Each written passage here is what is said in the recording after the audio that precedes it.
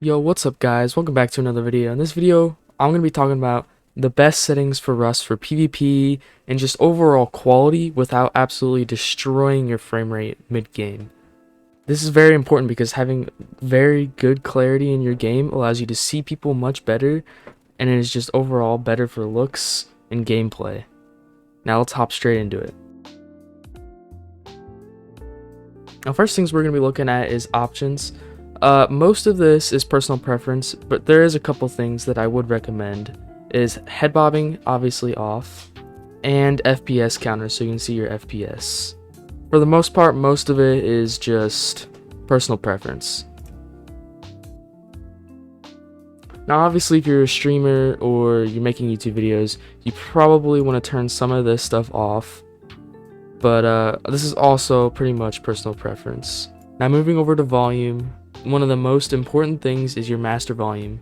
Having that at a comfortable level will make your whole gameplay much better. Now along with that, you most likely would want your music volume and your menu music down. Now this is up to you. I'm not going to get into too much with voices volume. It's up to you. I like to keep it off, sometimes up a little bit because you know how people are. Game sounds, this is a must. You must have this all the way up. And then instruments, voice props, and event volume, that is all up to you. I like to keep them on, but just pretty low. And now, the speaker config, I would just keep it on stereo. There's really no point in changing it. Now with controls, you have the most important parts are your sensitivity. Mouse sensitivity, aim mouse sensitivity, and vehicle sensitivity. Now you might have to mess around with this, but I like to keep my mouse sensitivity around 0.6 or lower. Now this could vary person to person, but that's roughly, I like to keep it pretty low. Now if we jump over to screen, this is very important. You want to change your resolution to the best that you can while still getting good frame rate. For me, this is 1920 by 1080, but this could vary depending on your monitor and your graphics card. It just varies.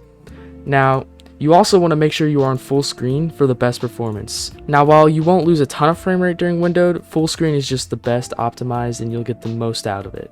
Now for the rest of this stuff, you mainly just want to copy what I have. You can do this, but I mean, it really doesn't make a huge difference. If anything, if you're going into the menus, it might actually make it a bit frustrating. Now, the most important part of the video, the part you've been waiting for probably the most, is the graphics. Now, I'm not going to go through everything. I'm just going to kind of go over the most important things. As you can see, graphics quality 5. You can use NVIDIA DLSS if you really want to, but it's going to make your game pretty blurry. I'll put on the screen right now of the difference between the two. Now, after that, you just kind of want to copy down the settings that I have.